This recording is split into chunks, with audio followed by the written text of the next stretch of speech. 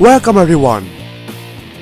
I'm Matti the Hero, and today's topic and discussion will be Capcom's Crowdfire that got so butchered while getting ported to the Western market that we had to wait for 5 years to pass by before they give it another go. What we will be looking at is none other than Sengoku Basara, or as it is known in the West, Devil Kings. Now let me preface that I will be pointing out any differences between the two versions that I know of.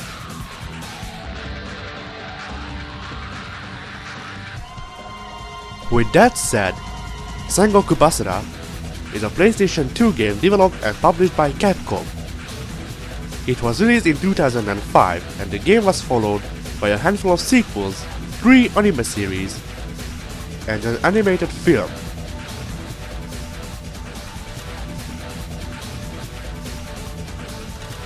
About the whole localization ordeal, in an interview with IGN, the producer, Hiroyuki Kobayashi, can be quoted saying, "The Japanese version of the game is based on Japanese history. There are some fantasy elements that didn't actually happen, of course, but enough of it is there. With the US version, we've taken that element out entirely. Some of the backgrounds may retain that Eastern flair. Many of them don't and are brand new. Many of the enemies are brand new, and it's no longer based around the idea of feudal Japan at all. That part of the game was changed to be darker, more devilish."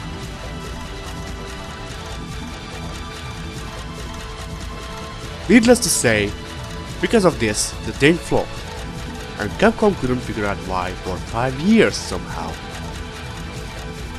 Story: Sengoku Basara takes place during feudal Japan's Sengoku or Warring States era, during which Japan split into smaller, minor states and those battled for control. The closest thing we can call the protagonists are Sanada Yukimura and Date Masamune, 2 historical warlords. Meanwhile, Devil King's closest thing to a protagonist is Oda Nobunaga, or at least what became of him after the whole localization thing. Gameplay: some big changes were made during the localization. Several characters were made unplayable, and various weapons were taken out or added in. The difficulty was raised so that easy is the Japanese normal, and normal is the Japanese hard. They also added priming, which means that with a character's special attack, you can prime opponents, making them take more damage and making a combo counter go up faster.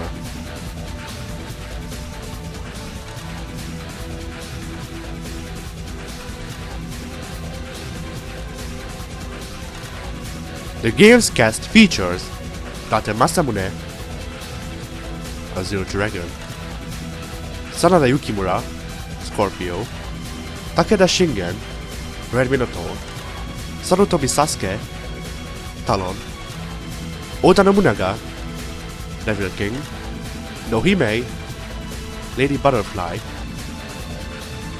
Mori Rambau, Hornet, Akechi Mitsuhide, Reaper, Yuasuke Kenshin, Frost, Kasuga, Venus, Itsuki, Puff, Zavi, Q-Ball, Maeda Toshie, Lark, Matsu, Bramble, Shimazu Yoshihiro,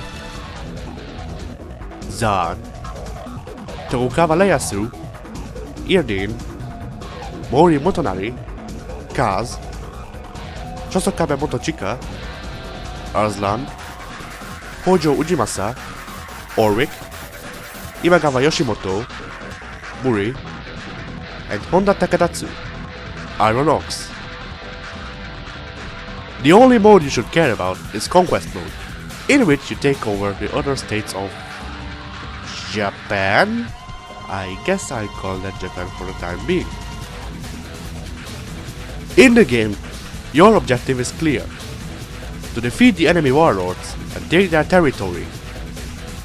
Of course, they will try and do the same to you, making you defend the states under your control. In doing all this, you receive treasure boxes, which will give you more EXP, items, or weapons. Going back to Conquest mode, in it, you get a couple of cutscenes, and there are cutscenes in the game in general. In Conquest mode, there are pre-rendered CGI cutscenes for your first battle, as well as an ending cutscene once you've taken over the land. There's also an animated cutscene for when you face Nobunaga. For example, for the sake of getting footage, I played through with Date Masamune. Here's how his story more or less starts.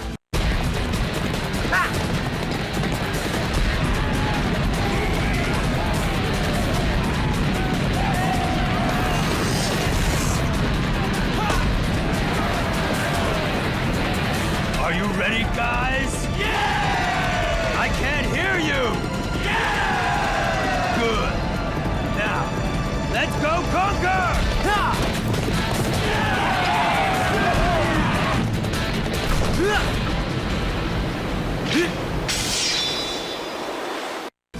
And here's how it ends.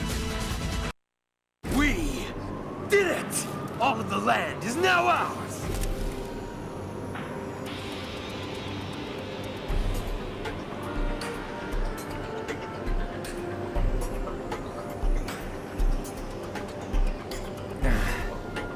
I promise, your deaths will not go in vain! Yeah! Ha!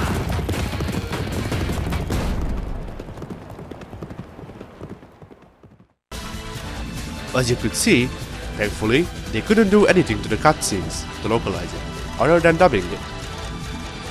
In the gameplay, you get cutscenes for things they couldn't animate in the gameplay, like doors opening/closing, and for some additional objectives.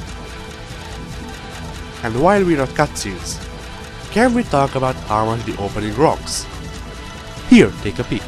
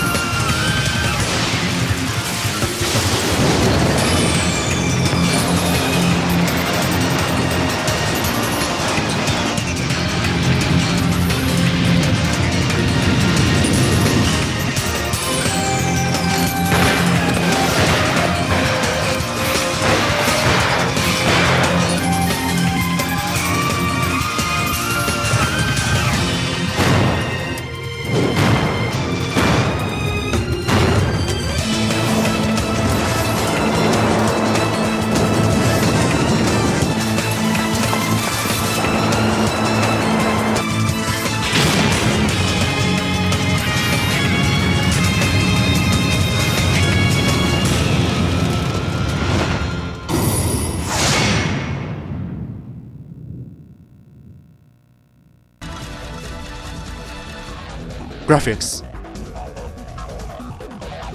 The graphics are good. The whole thing being a bit cartoonish helps because it gives them more leeway with how the models look. The game doesn't look any less than what would be expected. Sounds. The music is good, not that you'll hear it over people talking and sports clashing. But yeah, when you do hear snippets of it, you won't hate it. Conclusion. So, Sengoku Basara, or Devil Kings. No matter what you call it, this one's quite a quality game, if you're into this sort of stuff like I am. Now, I normally give it an 8 or 8.5 because I really do like this game and would probably put it in my top 10. But then comes along the localization. They messed up big time with making Itsuki into Honey Friggin' Boo Boo. Another petty fool playing war. We're not gonna take that, are we? And all that. But I can't really fault the game for what Capcom's done to it. And so, I think it's fair when I say that I give this game 7 out of 10. I hope you enjoyed this video, and with that, well, see y'all when this will get killed by a pachinko machine too. It's just what happens with Japanese games I like. Goodbye.